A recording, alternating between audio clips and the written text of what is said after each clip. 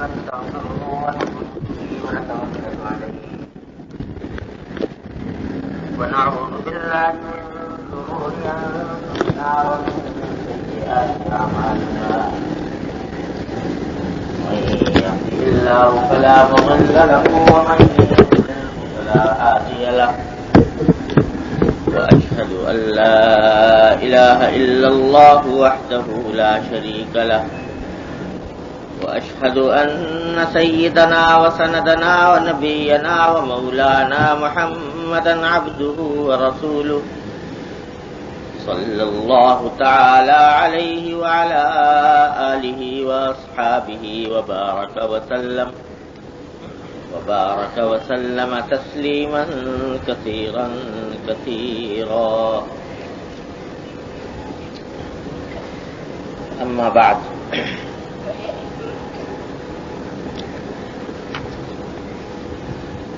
باب بر الوالدین وصلۃ الارحام.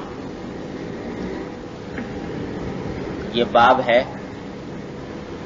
والدین کے ساتھ حسن سلوک اور صلہ رحمی کرنے کے بیان میں، یعنی اپنے اعزاء اقربا رشتہ داروں کے ساتھ قرابت کے حقوق کی ادائیگی کے بیان میں. جیسا میں نے پہلے عرض کیا تھا کہ یہ ابواب جو چل رہے ہیں ان کا تعلق حقوق العباد سے ہے، اور حقوق العباد کے مختلف شعبے پچھلے بیانات میں زیر بیان آئے ہیں، اور ان کے بارے میں نبی کریم صلی اللہ علیہ وسلم کے ارشادات آپ نے سنے. آج یہ باب ہے والدین کے ساتھ حسن سلوک اور رشتہ داروں کی حقوق کی ادائیگی، اس کے بارے میں. اور اس میں پہلی حدیث ہے حضرت عبداللہ بن مسعود رضی اللہ تعالیٰ عنہ سے روایت ہے. وہ روایت کرتے ہیں کہ سألت النبی صلی اللہ علیہ وسلم ای العمل احب الی اللہ تعالی. میں نے نبی کریم صلی اللہ علیہ وسلم سے پوچھا کہ اللہ تبارک و تعالی کو سب سے زیادہ محبوب عمل کون سا ہے، وہ عمل جو اللہ تبارک و تعالی کے نزدیک سب سے زیادہ محبوب ہو وہ کون سا ہے. تو آپ نے فرمایا کہ الصلاۃ علی وقتہا، کہ سب سے محبوب عمل اللہ جل جلالہ کو وہ یہ ہے کہ نماز اپنے وقت پر ادا کی جائے. میں نے پوچھا کہ ثم ایون، اس کے بعد نماز کے بعد سب سے زیادہ افضل عمل کون سا ہے؟ تو آپ نے فرمایا کہ بر الوالدین، والدین کے ساتھ حسن سلوک. میں نے پوچھا کہ ثم ایون، والدین کے ساتھ حسن سلوک کے بعد تیسرے نمبر پر سب سے زیادہ افضل عمل کون سا ہے؟ تو آپ نے فرمایا کہ الجہاد فی سبیل اللہ، اللہ کے راستے میں جہاد کرنا. تو اس حدیث میں ترتیب یوں بیان فرمائی گئی کہ سب سے اول اور افضل عمل قرار دیا گیا نماز بر وقت پڑھنے کو، دوسرے نمبر پر والدین کے ساتھ حسن سلوک کو، اور تیسرے نمبر پر جہاد فی سبیل اللہ، اللہ کے راستے میں جہاد کرنا. یہاں دو باتیں پہلے سمجھ لینے کی ہیں. ایک تو یہ کہ احادیث کا اگر جائزہ لیا جائے تو نظر آتا ہے کہ صحابہ کرام نے مختلف مواقع پر حضور اقدس صلی اللہ علیہ وسلم سے یہ پوچھا کہ سب سے افضل عمل کون سا ہے. اور اس سے صحابہ کرام کی یہ فکر اور حرص ظاہر ہوتی ہے کہ وہ چاہتے تھے کہ جو عمل اللہ تبارک و تعالیٰ کو سب سے زیادہ محبوب ہو اس کے انجام دینے کی کوشش کی جائے.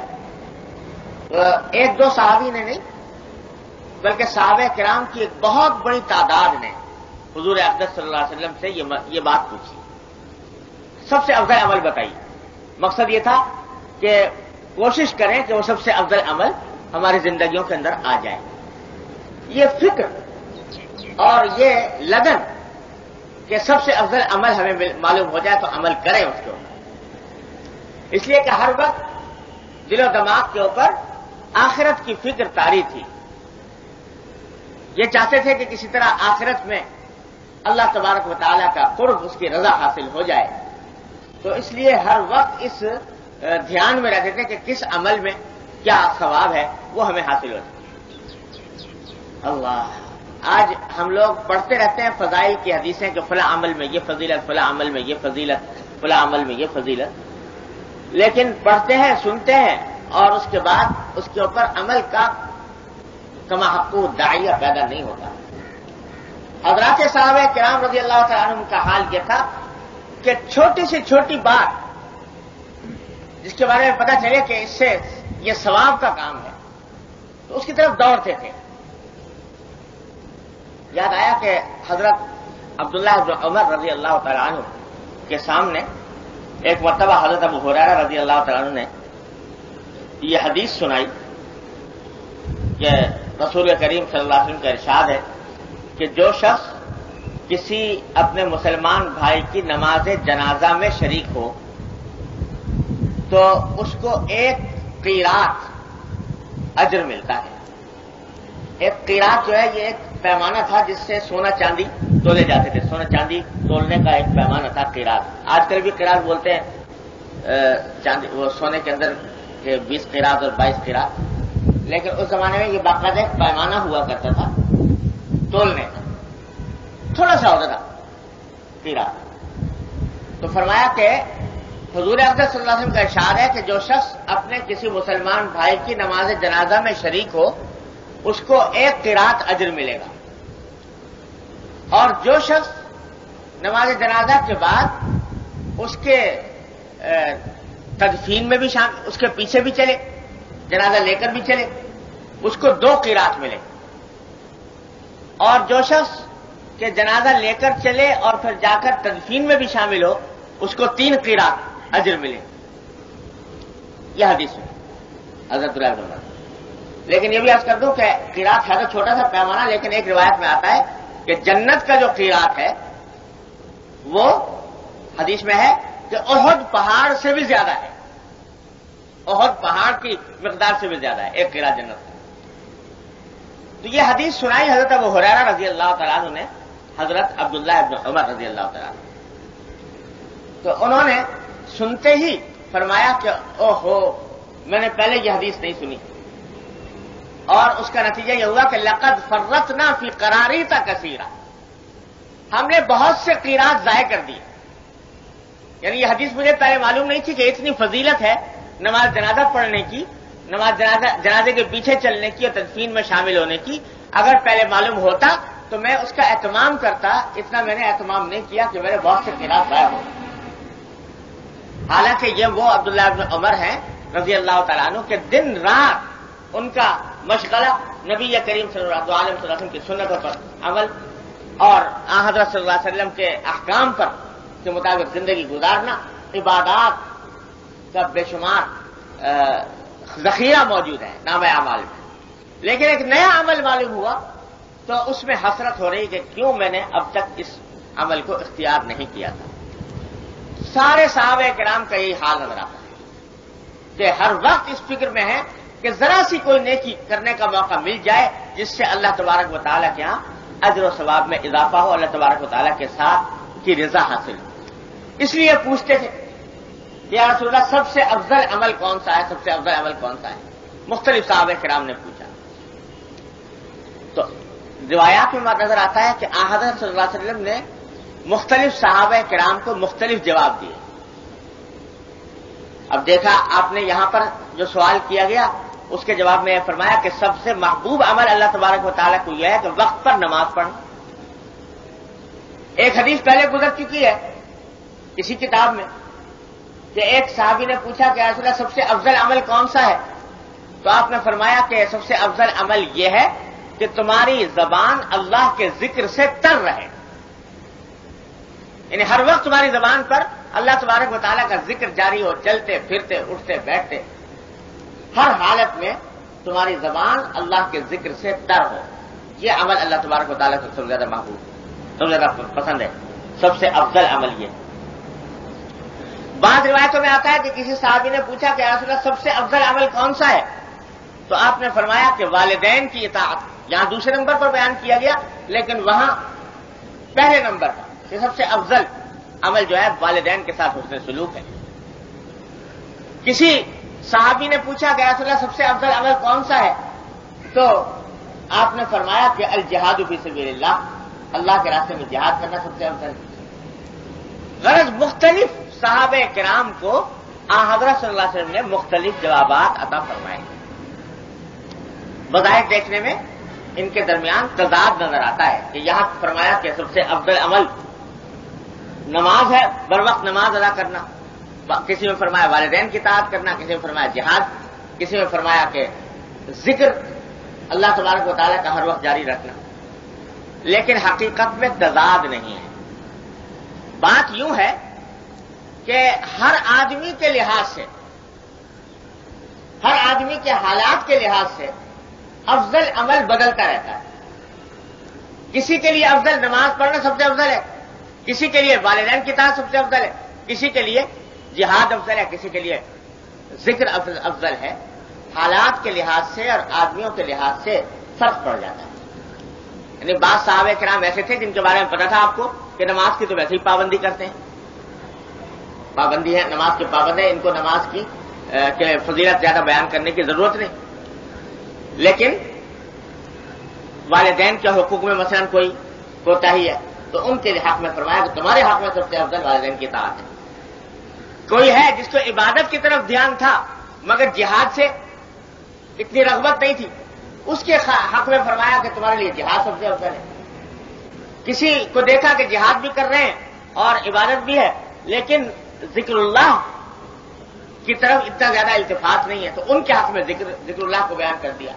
تو حالات کے لحاظ سے اور مخاطبوں کے حالات کے اختلاف سے جوابات حضرت صلی اللہ علیہ وسلم نے مختلف دیے، لیکن یہ سارے اعمال ہیں سب افضل اعمال۔ بر وقت نماز پڑھنا، والدین کی اطاعت، جہاد فی سبیل اللہ، ذکر کا ہر وقت جاری رہنا، یہ سب فضیلت والے اعمال ہیں۔ حالات کے لحاظ سے افضلیت بدلتی رہتی ہے۔ تو یہاں پر اس جگہ آپ نے یہ ترتیب بیان فرمائی کہ سب سے افضل عمل وقت پر نماز پڑھنا، نماز پڑھنا ہی نہیں بلکہ وقت کا لحاظ کر کے نماز پڑھنا۔ یہ نہ ہو کہ نماز کے وقت کا دھیان نہ کرے آدمی، سوچے کہ چلو قضا ہو گئی تو ہو گئی، بلکہ وقت کے اندر نماز ادا کرے۔ حدیث قرآن کریم میں فرمایا فویل للمصلین الذین هم عن صلاتهم ساہون، ان نمازیوں پر افسوس ہے جو اپنے نماز سے غفلت میں ہیں، کہ نماز کا وقت چلا گیا اور دھیان نہیں دیا یہاں تک کہ قضا ہو گئی۔ ایک حدیث میں نبی کریم صلی اللہ علیہ وسلم نے ارشاد فرمایا کہ الذی تفوتہ صلاۃ العصر کأنما وطر اہلہ ومالہ، جس شخص کی نماز عصر فوت ہو گئی، فوت ہونے کے معنی یہ کہ وقت گزر گیا، نماز نہیں پڑھی، قضا ہو گئی، تو وہ ایسا ہے جیسا کہ اس کا سارا گھر بار لٹ گیا، سارا گھر والے لٹ گئے، سارا مال لٹ گیا، جتنا وہ تہی دست ہے، تنگ دست ہے اور مفلوق الحال ہے، ایسا ہی وہ شخص جس کی ایک نماز عصر جو ہے وہ قضا ہو گئی۔ اللہ بچائے۔ تو نماز کو قضا کرنا یہ بڑی سنگین بات ہے اور بڑے سخت وعیدیں اس کے اوپر آئی ہیں۔ تو نماز کا بھی دھیان ہو اور نماز کے وقت کا بھی دھیان کہ وقت کے اندر ادا کی جائے، یہ سب سے افضل عمل قرار دیا۔ دوسرے نمبر پر فرمایا کہ والدین کے ساتھ حسن سلوک، اور تیسرے نمبر پر جہاد فی سبیل اللہ، یعنی والدین کی اطاعت کو اور والدین کے ساتھ حسن سلوک کو جہاد پر بھی فوقیت عطا فرمائے، جہاد پر بھی فوقیت عطا فرمائے۔ حالانکہ جہاد آپ جانتے ہیں اتنی بڑی عبادت ہے، اتنی بڑی عبادت ہے، اتنے فضائل ہیں اس کے کہ حدیث میں آتا ہے کہ جو اللہ کے راستے میں جہاد کرے اور اس میں اس کا وہ شہادت پا جائے تو اللہ تبارک و تعالی اس کو اس طرح لے جاتے ہیں جیسے آج ماں کے پیٹ سے پیدا ہو. اور فرمایا کہ کوئی شخص بھی ایسا نہیں ہے جو مرنے کے بعد جب اللہ تبارک و تعالیٰ کے مقامات قرب کا مشاہدہ کرے گا تو جنت کے حالات کا مشاہدہ کرے گا تو کبھی واپس آنے کی خواہش دل میں نہیں پیدا ہوگی دنیا کی کہ میں دنیا واپس جاؤں دنیا میں. کیونکہ دنیا کی حقیقت کھل کے سامنے آ جائے گی کہ دنیا کتنی بے حقیقت، کتنی ناپائیدار، کتنی گندی چیز تھی اس جنت کے مقابلے میں جو اس کو مل گئی. لیکن فرمایا شہید جو اللہ کے راستے میں شہید ہوا ہو، جہاد فی سبیل اللہ کرنے والا، وہ فرماتے ہیں کہ وہ تمنا کرے گا کہ یا کاش مجھے دوبارہ دنیا میں بھیجا جائے، دوبارہ میں جہاد کروں اور پھر شہید ہوں اللہ کے راستے میں. اور حضور اکرم صلی اللہ علیہ وسلم نے فرمایا کہ میری خواہش یہ ہے، دل کی خواہش یہ ہے کہ میں جہاد کروں اللہ کے راستے میں، اس میں شہید ہوں، پھر مجھے زندہ کیا جائے، پھر شہید ہوں، پھر زندہ کیا جائے، پھر شہید ہوں، کئی مرتبہ مجھے زندہ کیا جائے اور شہید ہوں اللہ تعالیٰ کے راستے میں. تو کوئی اللہ کا بندہ جنت کو دیکھنے کے بعد دنیا میں آنے کی خواہش نہیں کرے گا سوائے مجاہد اور شہید کے، کہ وہ جہاد کر کے اور پھر یہ چاہے گا کہ میں دوبارہ جا کر جہاد کروں اور پھر مجھے شہادت کا مرتبہ حاصل ہو. اتنے بڑی فضیلت ہے جہاد کی. لیکن والدین کے ساتھ حسن سلوک اور والدین کی اطاعت کو اس کے اوپر بھی مقدم رکھا گیا کہ یہ اس سے بھی زیادہ مقدم. اسی لیے بزرگوں نے فرمایا کہ جتنے حقوق العباد ہیں بندوں کے حقوق، ان میں سب سے مقدم حق والدین کا ہے. والدین کا حق ان میں سب سے مقدم ہے، اور اس سے زیادہ واجب الاحترام حق دنیا میں کسی اور کا نہیں. کیونکہ اللہ تبارک و تعالیٰ نے والدین کو انسان کے وجود میں آنے کا ذریعہ بنایا، تو اس کا حق بھی اتنا رکھا ہے والدین کا کہ اس سے زیادہ کوئی اور حق نہیں. اتنا ان کے ساتھ معاملہ کرنے کا اور ان کے ساتھ حسن سلوک کا اتنا اجر رکھا ہے، اتنا اجر رکھا ہے اللہ تبارک و تعالیٰ نے کہ حدیث میں آتا ہے کہ اگر کوئی شخص اپنے والدین کو ایک مرتبہ محبت کی نگاہ سے دیکھے، ایک مرتبہ محبت کی نگاہ سے دیکھے تو صرف ایک نظر کے بدلے میں ایک حج اور ایک عمرے کا ثواب ہے. والدین کو ایک مرتبہ محبت کی نگاہ سے دیکھنا حج اور عمرے کے برابر ثواب رکھتا ہے. وجہ کیا ہے؟ یاد رکھو اس دنیا میں جتنی بھی محبتیں ہیں، جتنے بھی تعلقات ہیں، ان تمام محبتوں اور تعلقات میں کوئی نہ کوئی انسان کی غرض کار فرما. بے غرض محبت اس دنیا میں نہیں ملے گی سوائے والدین کی محبت. کہ والدین کی محبت اپنی اولاد کے لیے جو ہوتی ہے وہ بے غرض ہے، اس میں ان کا اپنا کوئی مفاد نہیں، اپنی کوئی غرض شامل نہیں. اور ہر محبت میں غرض ہے.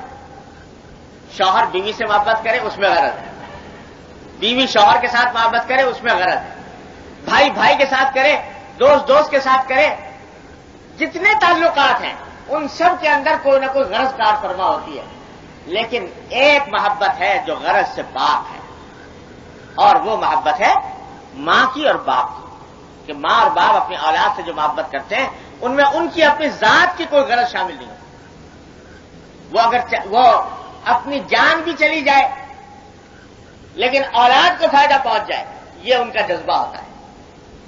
تو اللہ تبارک و تعالیٰ نے اس لیے ان کا حق بھی سب سے زیادہ رکھا اور جہاد فی سبیل اللہ کے اوپر بھی اس کو مقدم فرمایا. اسی لیے حدیث میں آتا ہے، ذرا سمجھ لیجئے، حدیث میں آتا ہے کہ ایک صحابی حاضر ہوئے نبی کریم صلی اللہ علیہ وسلم کی خدمت میں اور آ کر عرض کیا کہ یا رسول اللہ میرا بہت دل چاہتا ہے کہ میں جہاد کروں اللہ کے راستے میں، اور مقصد میرا جہاد کرنے سے اور کچھ نہیں ہے، کوئی ناموری حاصل کرنا، کوئی شہرت حاصل کرنا وغیرہ یہ کچھ نہیں ہے. میرا مقصد صرف یہ ہے کہ اللہ تبارک و تعالیٰ مجھ سے راضی ہو جائے اور اللہ تبارک و تعالیٰ مجھے اجر عطا کرے، صرف اس لیے میں جہاد کرنا چاہتا ہوں. تو آپ نے جواب میں فرمایا کہ کیا واقعی ثواب حاصل کرنا چاہتے ہو؟ ثواب حاصل کرنے کے لیے جہاد کرنا چاہتے ہو؟ انہوں نے عرض کیا کہ رسول اللہ ہاں میں صرف ثواب حاصل کرنے کے لیے کہا. تو آپ نے فرمایا کیا تمہارے والدین زندہ ہیں؟ انہوں نے عرض کیا کہ ہاں میرے والدین زندہ ہیں.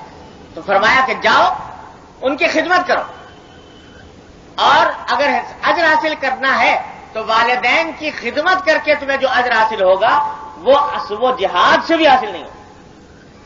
اور ایک روایت میں الفاظ یہ آتے ہیں کہ ففیہما فجاہد، جا کر ان کے ساتھ جہاد کرو، ان کی خدمت کر کے جہاد کرو. تو جہاد سے بھی زیادہ ان کو فوقیت عطا فرمائی کہ تمہارے لیے جہاد یہی ہے کہ تم والدین کی خدمت کرو. اللہ، ہمارے حضرت فرمایا کرتے تھے،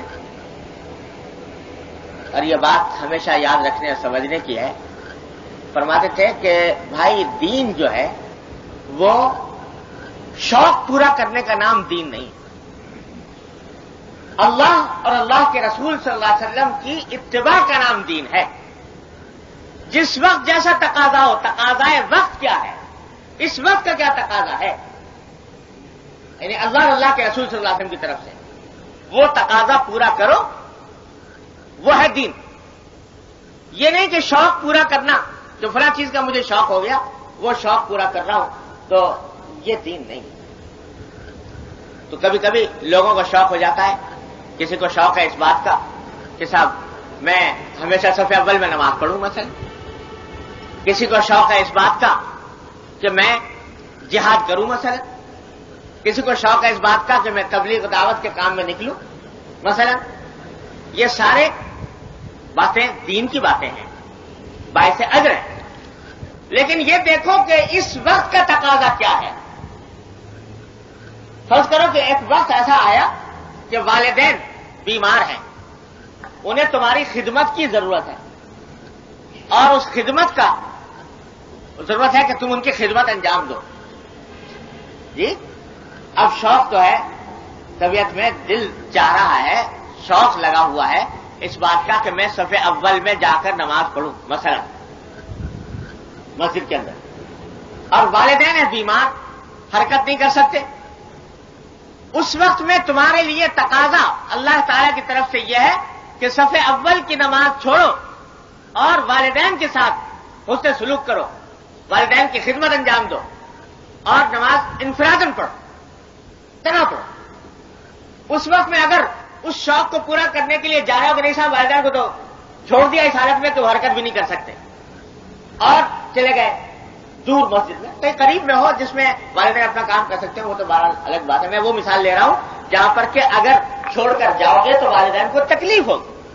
ایسی حالت میں اگر کوئی شخص چھوڑ کے چلا گیا اس شوق میں، اگر حدیث سنی تھی کہ صف اول میں نماز پڑھنے کی بڑی فضیلت ہے، اس فضیلت کو حاصل کرنے کے لیے چلا گیا نماز پڑھنے، تو یہ کوئی دین نہ ہوا، یہ شوق پورا کرنا، کہ میرا شوق تھا وہ پورا کرنا. ہمارے حضرت نے ایک مرتبہ مثال دی کہ فرض کرو ایک واقعہ ہے کہ ایک کسی ویرانے کے اندر ایک شخص ہے اور اس کی بیوی ہے تنہا، جماعت کا وقت ہو گیا نماز کا. اب اگر اور مسجد ہے فاصلے پر دور اور بیوی تنہا ہے، وہ کہتا ہے نماز کا وقت ہو گیا، کہتا ہے میں تو جاتا ہوں نماز پڑھوں گا جا کے مسجد میں جماعت کے ساتھ. تو بیوی کہتی ہے کہ میں یہاں ویرانے میں اکیلی ہوں اور کوئی میرا دیکھ بھال کرنے والا نہیں ہے، میں تو ڈر سے میری جان نکل جائے گی.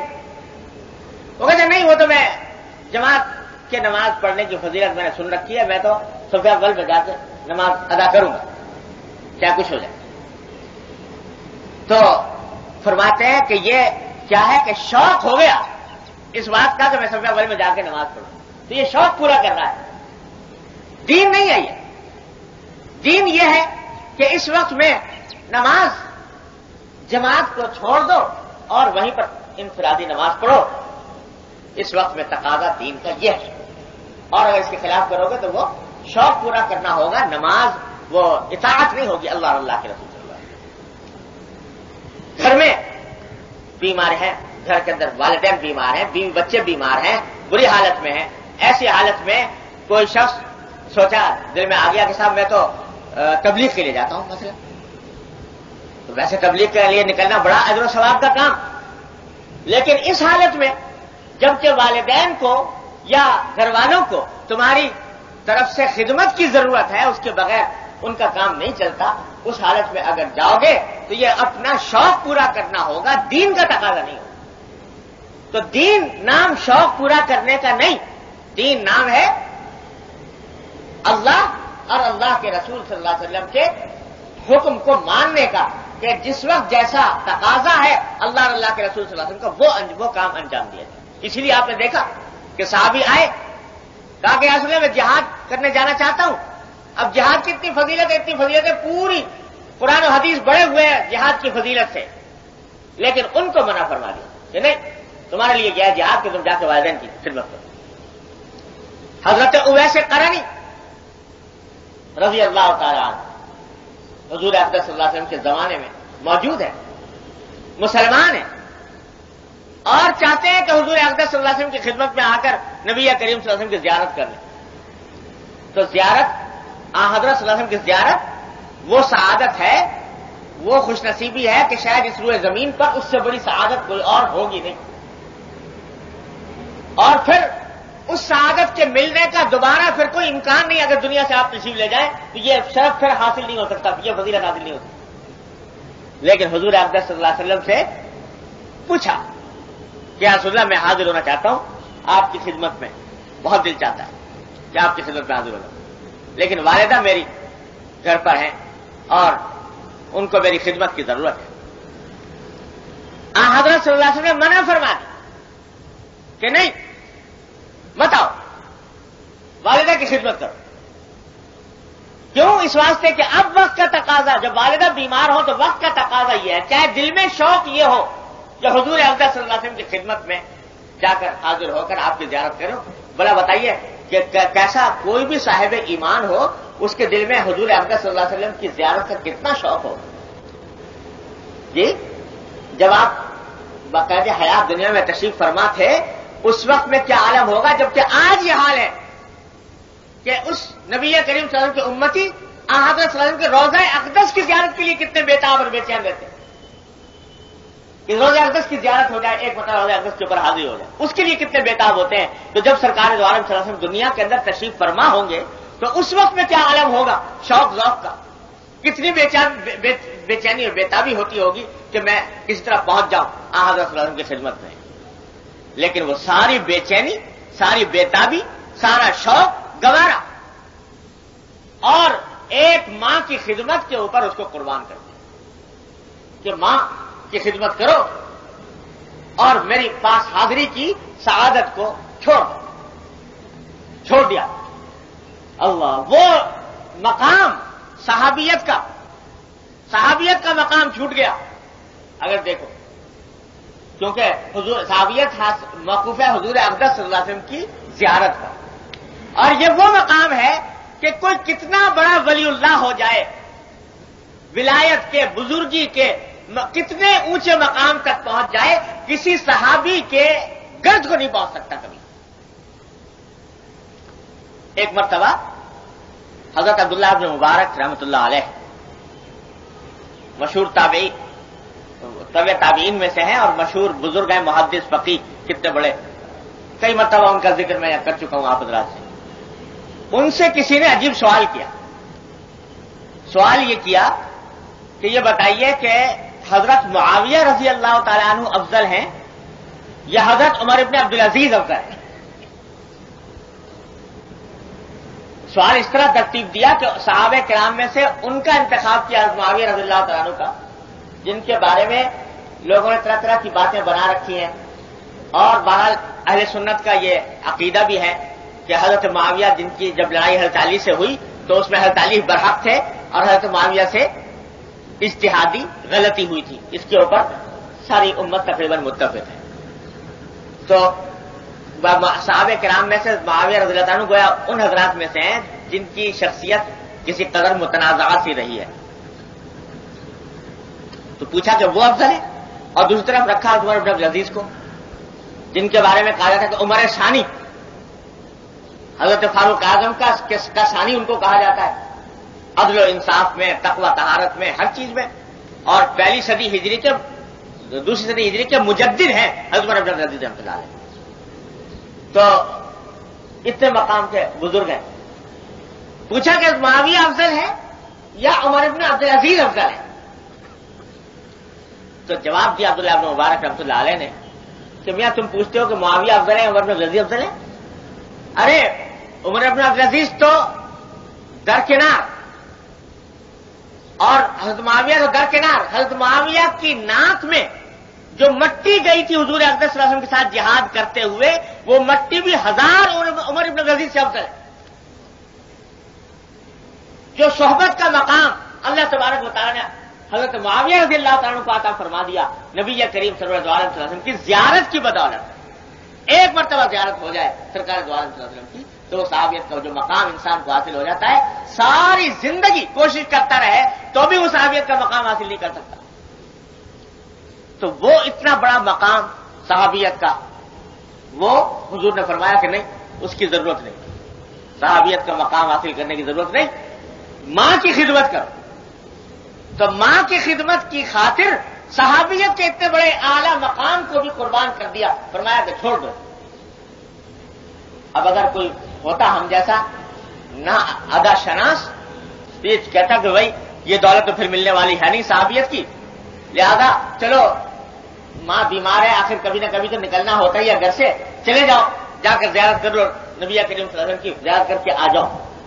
لیکن چونکہ پیش نظر شوق پورا کرنا نہیں تھا، اپنی ذاتی خواہش کا مقام نہیں تھا، مقام تھا اللہ تبارک و تعالی اللہ کے رسول کی اطاعت کا، تو چھوڑ دیا، بیٹھے رہے گھر میں. اور نتیجہ یہ ہوا کہ حضور اقدس صلی اللہ علیہ وسلم کا وصال ہو گیا اور حضرت اویس قرنی زیارت نہیں کر سکے سرکار دو عالم ماں کے ساتھ.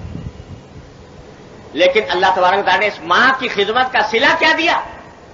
اللہ اکبر. حضرت فاروق اعظم رضی اللہ تعالیٰ عنہ سے حضور اقدس صلی اللہ علیہ وسلم نے فرمایا کہ عمر، کسی زمانے میں قرن یعنی یمن کا شہر تھا جہاں کے وہ رہنے والے تھے، وہاں سے ایک آدمی آئے گا کسی وقت مدینہ، اور اس کے اوصاف یہ ہوں گے. اس کی حلیہ بتایا حضرت سے قرنی کا کہ یہ حلیہ ہوگا. وہ اگر آدمی تمہیں مل جائے کبھی تو جا کر اس سے دعا کرانا، اس واسطے کہ اللہ تبارک و تعالیٰ اس کی دعائیں مستجاب فرمائے. فاروق اعظم سے کہا جا رہا ہے کہ جا کر دعا کرانا، ویسے کرنا. تو روایات میں آتا ہے کہ حضرت فاروق اعظم رضی اللہ عنہ جب بھی یمن سے کوئی قافلہ آتا مدینہ طیبہ تو جا کر اس میں تلاش کیا کرتے تھے کہ ویسے کرنی تو نہیں ہے اس قافلے کے اندر.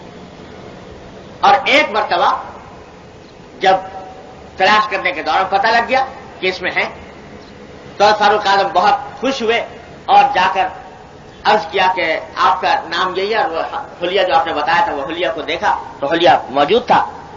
تو جا کر ان سے کہا کہ آپ میرے لیے دعا فرمائیں. انہوں نے پوچھا کہ آپ مجھ سے دعا کرانے کیسے آ گئے؟ تو اس پر فاروق اعظم نے فرمایا کہ نبی کریم سرور دو عالم صلی اللہ علیہ وسلم نے یہ مجھے وصیت فرمائی تھی کہ یہ آدمی جب آئے تو اس سے دعا کرانا کہ اللہ تعالیٰ کی دعا قبول کرے. بتائیے فاروق اعظم جیسے صحابی کو کہا جا رہا ہے کہ اس تابعی سے جا کر دعا کرا رضی اللہ تعالیٰ. حضرت اویس قرنی نے جب یہ سنا کہ سرکار دو عالم صلی اللہ علیہ وسلم نے یہ فرمایا تھا تو ان کی آنکھوں میں آنسو آ کہ سرکار دو عالم صلی اللہ علیہ وسلم نے یہ نسبت مجھے عطا فرمائی. یہ ساری کہیں کہ بدولت ماں کی خدمت اور نبی کریم صلی اللہ علیہ وسلم کی اطاعت کہ میرے حضور نے یہ بات فرما دی تھی، تو بس اب میرا کام یہی ہے کہ میں اس کے اوپر عمل کروں چاہے کچھ ہو جائے. دیکھو کون صحابی ایسا تھا جو سرکار دو عالم صلی اللہ علیہ وسلم کا جانثار اور فداکار نہ ہو. میں ایک جگہ ایک مضمون میں نے ایک بات لکھی تھی اور انشاءاللہ صحیح لکھی تھی کہ ہر صحابی کا حال یہ تھا کہ اگر کوئی شخص اپنی جان دے کر کسی دوسرے کی زندگی میں کچھ اضافہ کرنے کے قابل ہوتا تو سارے صحابہ کرام رضی اللہ تعالیٰ عنہ سرکار دو عالم صلی اللہ علیہ وسلم کی زندگی کے ایک سانس کے اوپر اپنی ساری جانیں نچھاور کرنے کے لیے تیار. کوئی صحابی ایسا نہیں تھا اس میں فدا کار سرکار دو عالم فدا. اور یہ عالم کہ کسی وقت نہیں چاہتے کہ سرکار دو عالم صلی اللہ علیہ وسلم کا جلوہ نگاہوں سے روپوش ہو. یہاں تک کہ جنگ کے میدان میں بھی، میدان جنگ میں بھی حضرت ابو دجانہ رضی اللہ تعالیٰ عنہ، جن کو میدان احد میں سرکار دو عالم صلی اللہ علیہ وسلم نے اپنے دست مبارک سے تلوار عطا فرمائی تھی میدان احد میں، تو جب دشمنوں سے مقابلہ کرنے کے لیے نکلے اور دشمنوں کی طرف سے تیروں کی بوچھاڑ آ رہی تھی حضور اقدس صلی اللہ علیہ وسلم کے اوپر، تو حضرت ابو دجانہ کے بارے میں حدیث میں آتا ہے کہ وہ تیروں کی طرف پشت کر کے اور سرکار دو عالم صلی اللہ علیہ وسلم کی طرف چہرہ کر کے سارے تیر اپنی پشت پر لے رہے ہیں سرکار دو عالم صلی اللہ علیہ وسلم کو بچانے. پشت پر اس لیے لے رہے تھے کہ ایک تو اگر سامنے آئے اور سینے پر تیروں کے بوچھاڑ لیں تو حضور اقدس صلی اللہ علیہ وسلم کی طرف پشت ہوتی ہے، اور دوسرے سرکار دو عالم صلی اللہ علیہ وسلم کا جلوہ جہاں آ رہا نظر نہیں آتا. تو جنگ کے عالم میں بھی یہ احتیاط سامنے ہے کہ پشت حضور کی طرف نہ ہو، چہرہ حضور اقدس صلی اللہ علیہ وسلم کی طرف رہے، پشت تیروں کی طرف رہے. ایسے صحابہ کرام رضی اللہ تعالیٰ عنہ جن کا ایک ایک لمحہ حضور کے سامنے گزارنے کے لیے بے چین، لیکن کسی کو شام بھیج دیا، کسی کو مصر بھیج دیا، کسی کو یمن بھیج دیا، کسی کو کسی اور جگہ بھیج دیا کہ جا کر وہاں میرے دین کا پیغام پہنچاؤ. تو اب حضور کے ساتھ رہنے کا شوق قربان اور حضور اقدس صلی اللہ علیہ وسلم کے حکم کی تعمیل مقدم اور باہر جا کر پھر رہے. تو جہاں جیسا تقاضا ہو، ہمارے حضرت عجیب بات فرماتے ہیں، یہ بات یاد رکھنے کی ہے کہ دین نام ہے وقت کے تقاضے پر عمل کرنے کہ اس وقت کا کیا تقاضا ہے وہ کام انجام. تو وقت کا تقاضا اگر والدین کی خدمت ہے، پھر جہاد بھی اس کے آگے بے حقیقت، پھر تبلیغ بھی اس کے آگے بے حقیقت، پھر نماز باجماعت بھی اس کے آگے بے حقیقت، چاہے ان کی اپنے اپنے فضائل کتنے بھی ہیں. تو ہمیشہ اس بات کو مد نظر رکھنا چاہیے. والدین کی خدمت کے بارے میں اللہ تبارک و تعالیٰ نے خاص طور پر یہ بات اللہ نے اللہ کے رسول صلی اللہ علیہ وسلم بیان فرما دی کہ اور ساری عبادتوں پر مقدم ہے والدین کی خدمت. اور قرآن کریم نے والدین کے بارے میں ایک نہیں متعدد آیتیں نازل کی.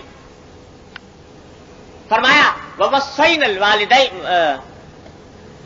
الْإِنسَانَ بِوَالِدَيْهِ حُسْنًا، ہم نے انسان کو اپنے والدین کے ساتھ اچھائی کرنے کی نصیحت کی ہے کہ والدین کے ساتھ اچھائی کا معاملہ کریں.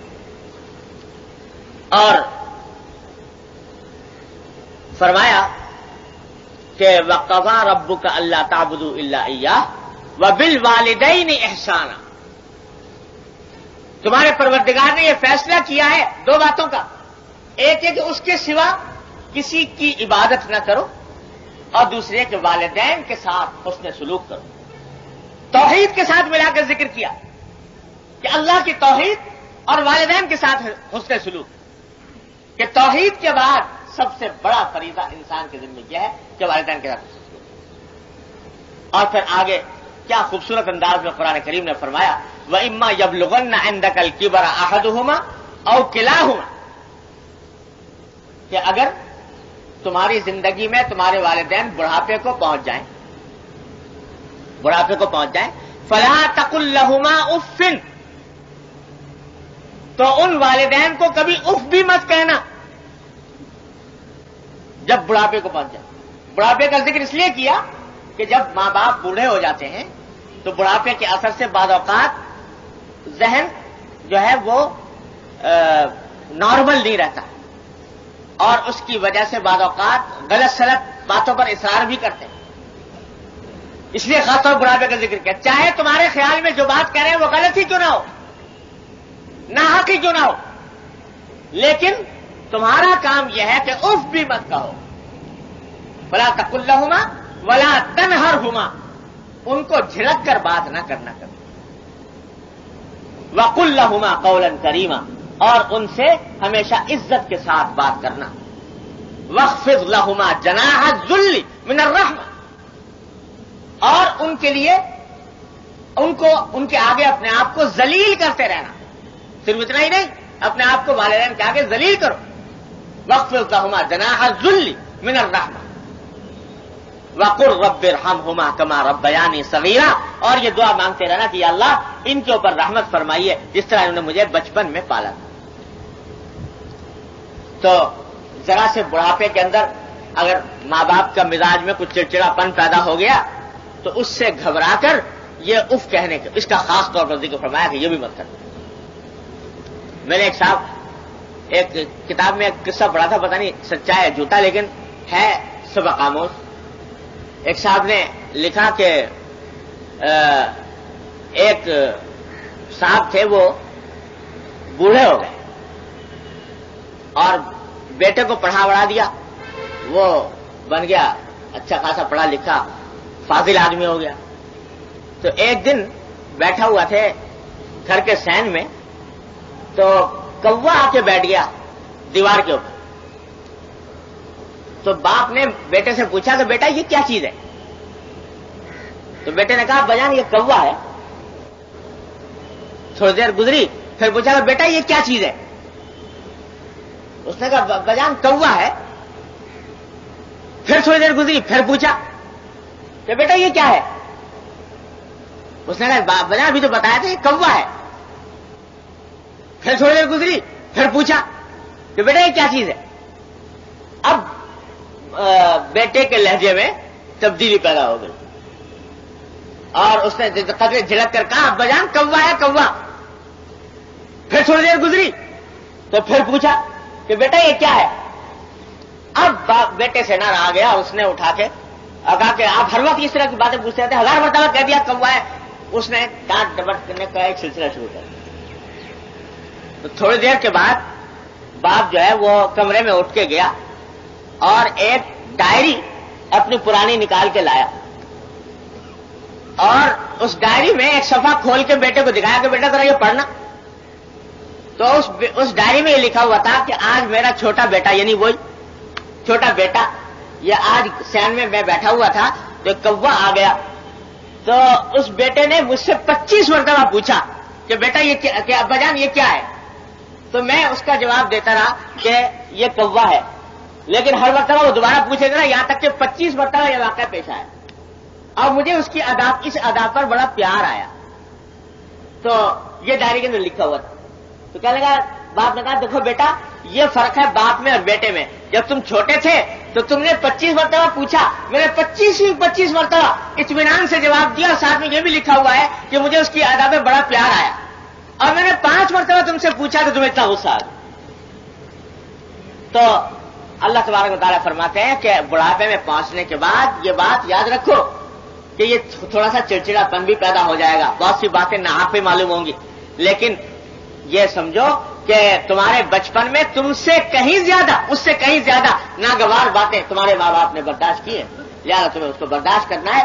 لا تقل لهما اف ولا تنهرهما وقل لهما قولا کریما. یہ ہے بیٹے کا کام. یہاں تک کہ والدین اگر بالفرض کافر بھی تو بھی قرآن کریم نے فرمایا کہ اما یبلغ کہ اگر ایسا ہو کہ تمہارے والدین کافر ہوں، مشرک ہوں، تو شرک میں تو ان کی اطاعت مت کرنا، لیکن عام زندگی کے اندر ان کے ساتھ پھر بھی اس سے سلوک کرو، پھر بھی اس سے سلوک کرو، اس لیے کہ باپ ہے تمہارا، کافر کیوں نہ ہو. تو اللہ تبارک و تعالیٰ نے اتنی فضیلت اس کی رکھی ہے، اتنی تاکید اس کی رکھی ہے کہ والدین کی اطاعت ہو. آج دنیا ہر معاملے میں الٹی جا رہی ہے. اب باقاعدہ اس بات کی تربیت دی جا رہی ہے کہ والدین کے احترام اور ان کی عظمت، ان کی تعظیم کا دل سے نقش مٹایا جائے. باقاعدہ اس بات کی تربیت ہو رہی ہے کہ والدین کے احترام کو دل سے ختم کیا جائے. وہ بھی انسان ہے، ہم بھی انسان، کیا فرق ہے؟ ان کا ہمارے اوپر کیا حق ہے؟ تو جب دین سے انسان دور ہو جائے، اللہ اور اللہ کے رسول صلی اللہ علیہ وسلم کی اطاعت کا جذبہ مان پڑ جائے، آخرت کی فکر ختم ہو جائے، تو اس قسم کی باتیں پیدا ہوتی ہیں. اللہ تبارک و تعالیٰ سے حفاظت فرمایا. تو بھائی عرض یہ کرنا تھا کہ والدین کی اطاعت شرعاً واجب ہو جاتا ہے، شرعاً واجب ہو جاتا ہے، ایسا ہی فرض ہو جاتا ہے جیسے نماز پڑھنا، بشرطے کہ جو حکم دے رہے ہیں وہ جائز ہو۔ اگر جائز بات کا حکم دے رہے ہیں تو اس کی تعمیل فرض ہو جاتی ہے اولاد کے ذمہ، اگر اولاد وہ کام نہ کرے تو ایسا ہی گناہ ہے جیسے کہ نماز چھوڑ دینا گناہ، اور اسی کو کہتے ہیں حقوق الوالدین، اللہ بچائے نافرمانی والدین۔ تو نافرمانی کا حال یہ ہوتا ہے کہ اس کے بارے میں بزرگوں نے فرمایا کہ نافرمانی کا وبال یہ ہوتا ہے، والدین کی نافرمانی کا، جب مرتے وقت کلمہ نصیب نہیں ہوتا، اللہ بچائے۔ اللہ، ایک بزرگ تھے، ان کا واقعہ لکھا ہے، ایک شخص تھا وہ بالکل مرنے حال آ گیا تھا، نظر کی کیفیت تاری، سارے لوگ چاہ رہے ہیں کہ یہ کلمہ زبان پر پڑھ لیں، لیکن کلمہ پڑھنا چاہتا ہے، زبان پر جاری نہیں ہوتا۔ کسی بزرگ کو لے کر آئے اور پوچھا کہ ان کا کیا حل کیا جائے، تو بزرگ نے فرمایا کہ اگر ان کی والدہ حیات ہوں، والد حیات، ان سے معافی منگواؤ کسی طرح۔ ایسا معلوم ہوتا ہے کہ اس نے والدین کی نافرمانی کی ہے، اس کے نتیجے میں یہ وبال اس کے اوپر آیا ہے، ان سے جب تک معافی نہیں ہو جائے گی کلمہ اس کی زبان پہ جاری نہیں۔ اللہ تعالیٰ، اتنی خطرناک بات ہے والدین کی نافرمانی، یا والدین کا دل دکھانا، اتنی خطرناک وبال کی بات ہے۔ حضور نبی کریم سرور دو عالم صلی اللہ علیہ وسلم نے ہر قدم پر اپنی تعلیمات میں اس کا لحاظ رکھا کہ والد اور والدہ کا احترام اور ان کی ساتھ حسن سلوک۔ جو بھی صحابی کبھی مشورہ طلب کرنے آتے تو آپ ان کو یہ مشورہ دیں۔ ہمارے ہاں طالب علم آتے ہیں دارالعلوم میں، بعض مرتبہ پڑھنے کا شوق ہے کہ عالم بن جائے، درس نظامی میں فارغ التحصیل ہو جائے، اور والدین کی اجازت لیے بغیر آ گئے۔ کہتے صاحب کیا کریں، والدین اجازت نہیں دے رہے تھے اور ہم اس واسطے چلے آئے۔ یاد رکھو، مولوی بننا کوئی فرض نہیں تھا، والدین کی اطاعت کرنا فرض تھا۔ اگر والدین اتنا علم حاصل کرنے سے بھی روکیں جس سے کہ انسان مسلمان جیسی زندگی گزار سکے، نماز کا طریقہ سیکھنے سے روکیں مثلا، پھر تو ان کی بات نہیں مانتی۔ لیکن مولوی بننا کوئی فرض نہیں ہر ایک آدمی کے لیے، تو جب تک والدین اجازت نہ دیں اس وقت تک یہ کام نہیں۔ اگر کرے گا تو وہی بات ہوگی ہمارے حضرت والی کہ شوق پورا کر رہا ہے، دین کی اطاعت نہیں کرتا، دین کا کام نہیں کرتا۔ اللہ تعالیٰ اپنی رحمت سے اس کی حقیقت سمجھنے کی توفیق عطا فرمائے۔ جب تک والدین حیات ہوں، یاد رکھو کہ اتنی بڑی نعمت ہے، اتنی بڑی نعمت ہے، اتنی بڑی نعمت ہے کہ اس روئے زمین پر اس سے بڑی نعمت انسان کے لیے کوئی اور نہیں۔ جبکہ حدیث میں حضور نے فرما دیا کہ ایک مرتبہ پیار کی نظر سے، محبت کی نظر سے والدین کو دیکھ لو، حج اور عمرے کا ثواب۔ ایک محبت کی نظر، اتنا لوٹنے کا زمانہ ہے۔ اسی لیے حدیث میں فرمایا نبی کریم صلی اللہ علیہ وسلم نے کہ مردود ہو وہ شخص کہ جس کو اپنے والدین بڑھاپے کی حالت میں ملے پھر بھی وہ اپنے گناہوں کی مغفرت نہ کرا سکے۔ کہ اگر والدین بڑھاپے کی حالت میں ملے ہیں تو جنت حاصل کرنا اتنا آسان ہے، اتنا آسان ہے جس کی کوئی حد و حساب نہیں۔ ذرا سی ان کی خدمت کر دو، ان کے دل سے دعا نکل جائے گی اور تمہاری عاقبت سنوار دے گی۔ ذرا سی بہانے پر تم جنت کما سکتے ہو، لیکن جس شخص نے اس کے باوجود اس موقع سے فائدہ نہیں اٹھایا، فرمایا مردود ہو وہ شخص۔ اتنی خطرناک بات، تو اتنا والدین کی خدمت کے اوپر اتنا زور دیا جب تک وہ حیات ہو، بڑی نعمت ہے، اس کو نعمت اور بڑی قدر پہچان کر جب اٹھ جاتے ہیں پھر اٹھنے کے بعد انسان کو حسرت ہوتی ہے کہ اوہ کو زندگی کے اندر ہم نے ان کی کوئی قدر نہ کی، ان کے ساتھ اس نے سلوک نہ کیا اور یہ جنت نہ کمائی۔ بعد میں افسوس ہوتا ہے، جب تک ہیں اس کی قدر پہچان، اور جب اٹھ جائیں دنیا سے چلے جائیں، اور ہمیشہ یہی ہوتا ہے اکثر و بیشتر کہ مرنے کے بعد اولاد کو احساس ہوتا ہے کہ کتنی بڑی نعمت کھو دی اور اس وقت میں ان کا حق ادا نہ کیا، تو اس کے لیے بھی اللہ تبارک و تعالیٰ نے راستہ رکھ دیا ہے مومن کے لیے کہ جس نے یہ کوتاہیاں کی ہوں والدین کے حقوق میں اور اس سے فائدہ نہ اٹھایا ہو، تو اس کے دو راستے ہیں تلافی کی۔ ایک ایصال ثواب کی کثرت، جتنا ہو سکے ان کو اشارے ثواب کریں، ثواب پہنچائیں، صدقہ دے کر، نوافل کے ذریعے، قرآن خوانی کے ذریعے، یعنی خود قرآن کریم کی تلاوت کر کے جتنا ہو سکے ثواب پہنچائے والدین، اس سے کچھ تلافی ہو جاتی ہے۔ اور دوسری حدیث میں فرمایا کہ والدین کے جو محبت کرنے والے اعزاء، اقربا، دوست، احباب ہیں، ان کے ساتھ حسن سلوک کریں۔ اب والدین تو حیات نہ رہے، لیکن ان کے اعزاء، اقربا، دوست، احباب ہیں، ان کے ساتھ حسن سلوک کرے اور ان کے ساتھ بھی ویسا ہی معاملہ کرے جیسے باپ کے ساتھ کرنا چاہیے تھا، تو اس کے نتیجے میں اللہ تبارک و تعالیٰ اس کوتاہی کی تلافی فرما دیتے ہیں۔ اللہ تعالیٰ مجھے آپ کو سب کو اس کی توفیق عطا فرمائے۔ جن کے والدین زندہ ہوں ان کے والدین کے ساتھ صحیح معنی میں حسن سلوک کرنے کی توفیق عطا فرمائے، جن کے والدین زندہ نہ ہوں تو اللہ تعالیٰ ان کا حق ادا کرنے کی سارے ثواب وغیرہ کے ذریعے توفیق عطا فرمائے۔ تو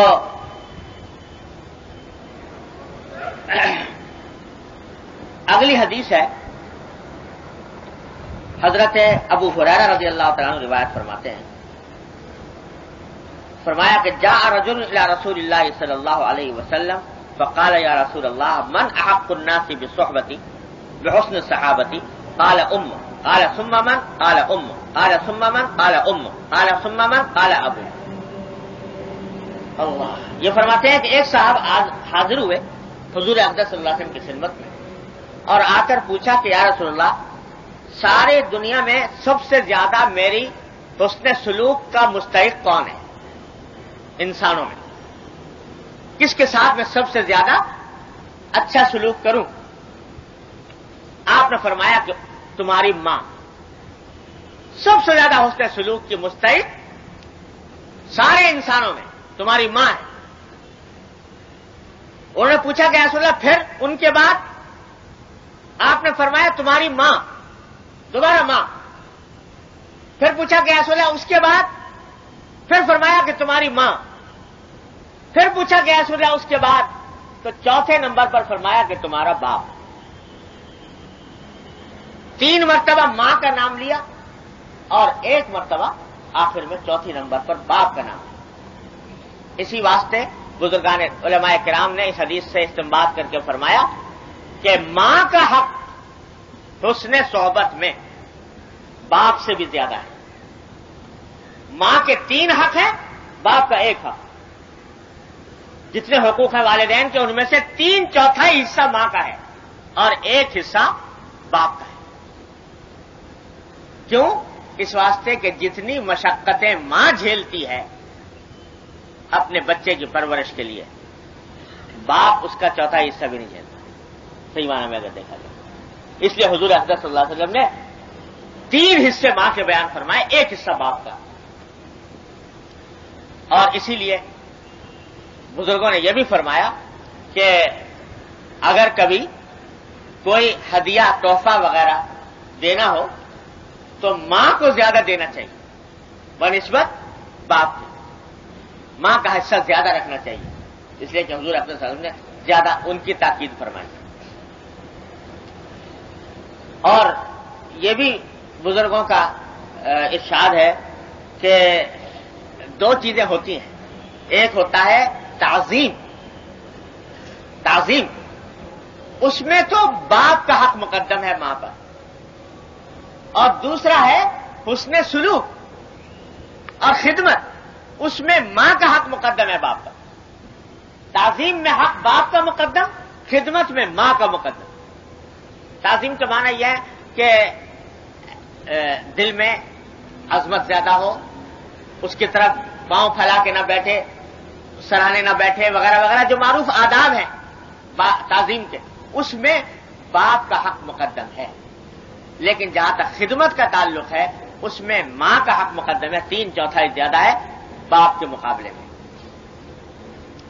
ماں کے ساتھ اللہ تبارک و تعالیٰ نے یہ بات رکھی ہے کہ قدرتی طور پر باپ کے مقابلے میں کچھ بے تکلفی زیادہ ہوتی ہے اولاد ماں کے ساتھ۔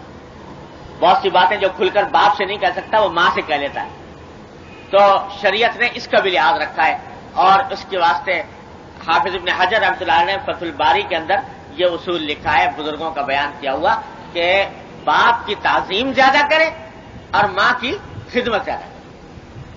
یہ اس طرح احادیث کے اندر بھی تطبیق ہوتی ہے۔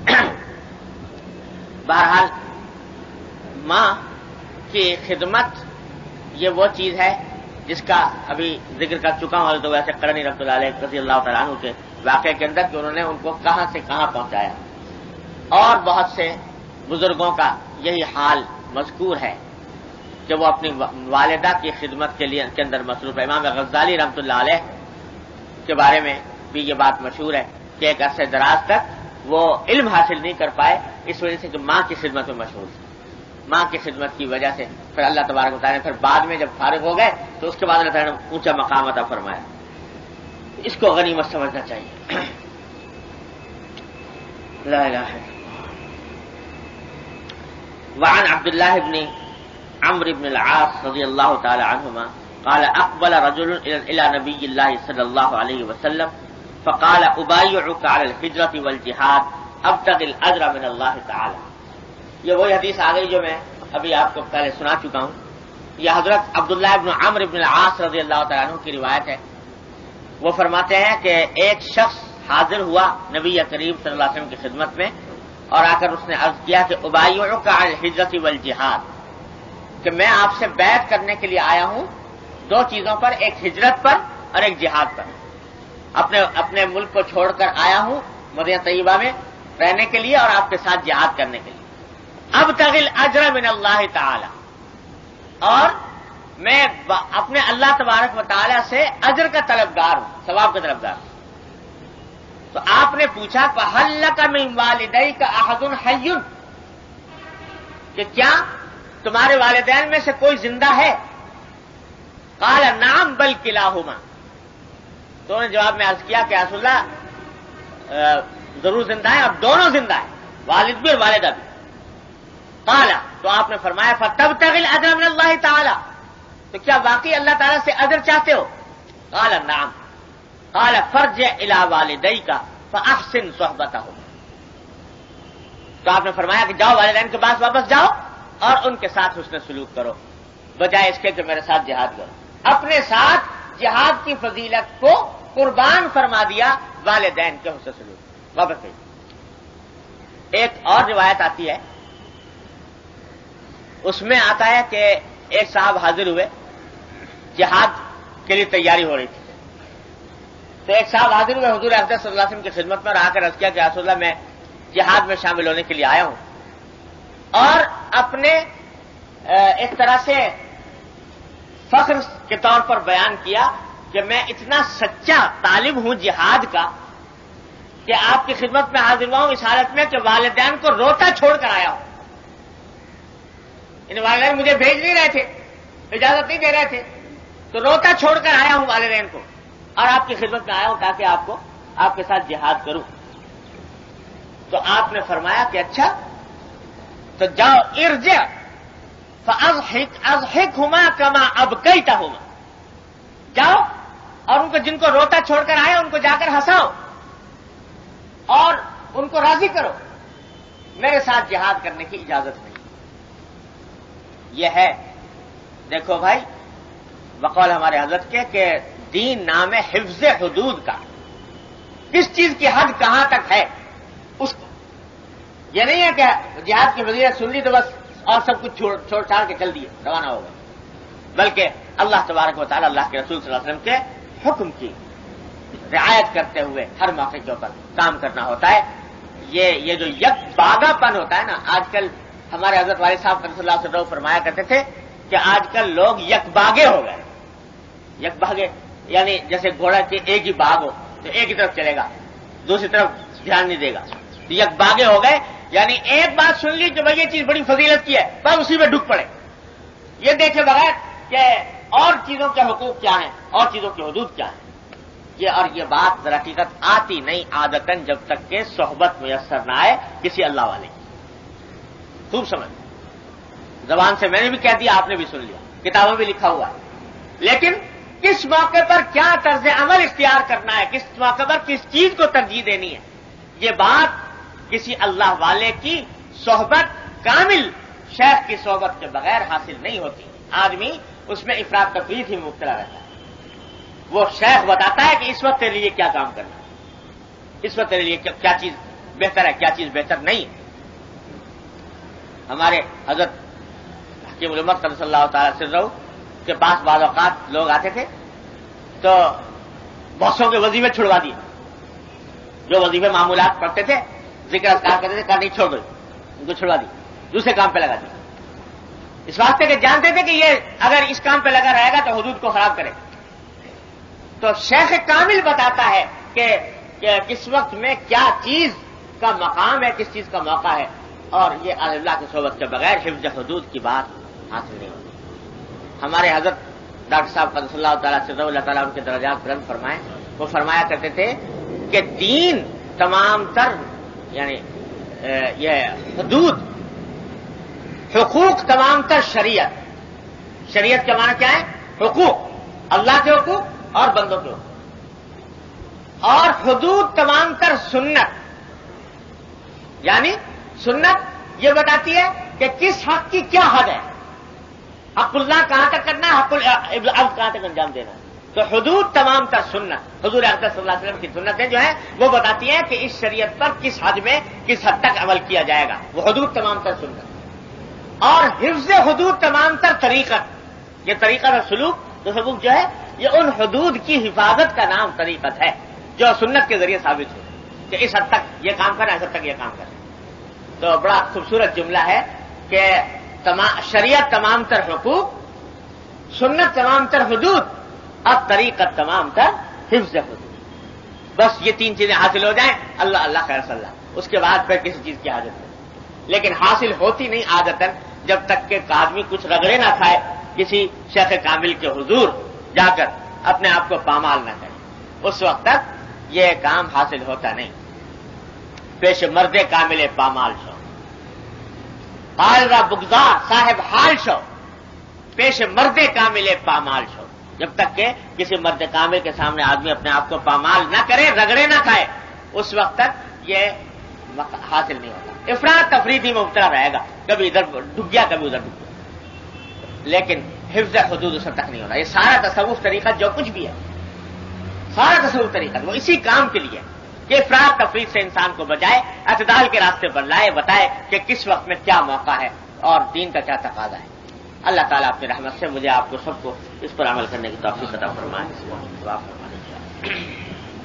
اللهم صل على سيدنا وعلى آل محمد كما صليت على إبراهيم اللهم صل على سيدنا ربنا ظلمنا أنفسنا وإن لم تغفر لنا وترحمنا لنكونن من الخاسرين ربنا ظلمنا أنفسنا وإن لم تغفر لنا وترحمنا لنكونن من الخاسرين ربنا آتنا في الدنيا حسنة وفي الآخرة حسنة وقنا عذاب النار۔ یا ارحم الراحمین، اپنے فضل و کرم اپنے رحمت سے ہمارے تمام گناہوں کو معاف فرما۔ یا اللہ اپنی رحمت سے ہمارے تمام چھوٹے بڑے اگلے پچھلے خفیہ علانیہ ہر طرح کے گناہوں کو معاف فرما۔ یا اللہ تمام خطاؤں سے درگزر فرما۔ یا اللہ اپنی رحمت سے دین پر چلنے کی توفیق عطا فرما۔ یا ارحم الراحمین ہمارے اعمال و اخلاق کی اصلاح فرما۔ یا اللہ ہمیں سیدھے راستے پر چلنے کی توفیق عطا فرما۔ یا اللہ اتباع سنت کی توفیق عطا فرما۔ یا ارحم الراحمین دین کی عظمت و محبت ہمارے قلوب میں پیدا فرما۔ یا اللہ دین کی عظمت و محبت ہمارے قلوب میں پیدا فرما۔ یا اللہ دین کے راستے کو ہمارے لیے آسان فرما۔ یا اللہ دین کے راستے کو ہمارے لیے آسان فرما۔ یا ارحم الراحمین ہمیں ہمارے تمام متعلقین، اہل عیال، اقربا، احباب، یا اللہ سب کو ہر طرح کی معصیتوں سے، منکرات سے، گناہوں سے محفوظ فرما۔ یا اللہ زمانے کی خراب ہواؤں سے ہماری حفاظت فرما۔ یا اللہ زمانے کی خراب ہواؤں سے ہماری حفاظت فرما۔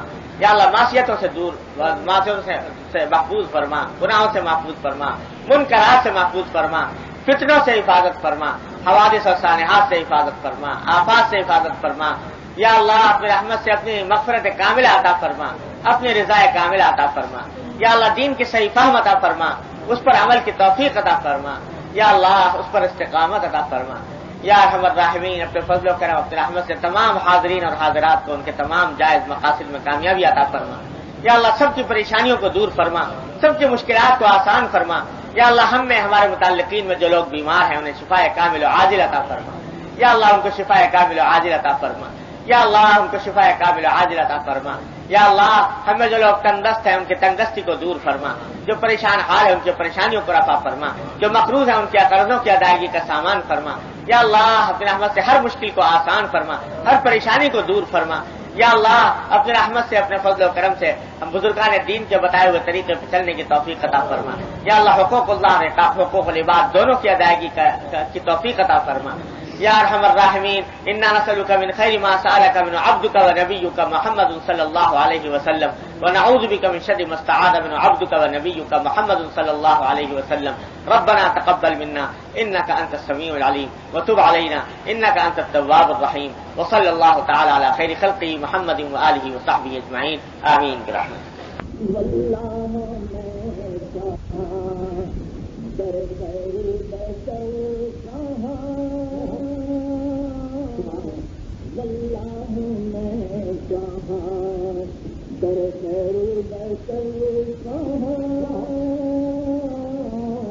لے آئی آج مجھ کو میری چشمے پر، لے آئی آج مجھ کو تاج نظر بھی دیتے ہیں ابن نظر کے ساتھ، تاج نظر بھی دیتے ہیں ابن نظر کے ساتھ، ورنہ بشر کہاں در خیر بشر کہاں، ورنہ بشر کہاں در خیر بشر کہاں، واللہ میں کہاں جاگ نصیب خوبتا مدینے میں آ گئے، جاگ نصیب خوبتا مدینے میں آ گئے، دیکھ تیرا ہوئی ہے سحر کہاں، دیکھے سدے تیرا ہوئی ہے سحر کہاں، پہلے پہل وہ گنبد خضرا کا دیکھنا، پہلے پہل وہ گنبد خضرا کا دیکھنا، حیرت سے دیکھتی تھی نظر ہے نظر کہاں، حیرت سے دیکھتی تھی نظر ہے نظر کہاں، واللہ میں کہاں ایسا کنانے شہر حرم جاگتے رہو، ایسا کنانے شہر حرم جاگتے رہو، جب بھی یہاں سحر ہے سحر کی سحر کہاں، جب بھی یہاں سحر ہے سحر کی سحر کہاں، واللہ میں کہاں اور کھوئے ہوئے سے پھرتے ہیں، کھوئے ہوئے سے پھرتے ہیں ہم جلوہ گاہ میں، کھوئے ہوئے سے پھرتے ہیں ہم جلوہ گاہ میں،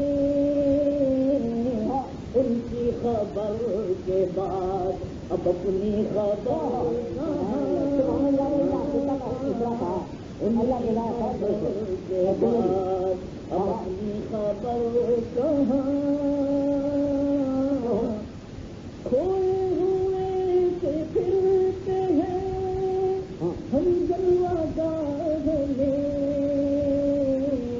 ان کی خبر کے بعد اب اپنی خبر کہاں، ان کی خبر کے بعد یوسف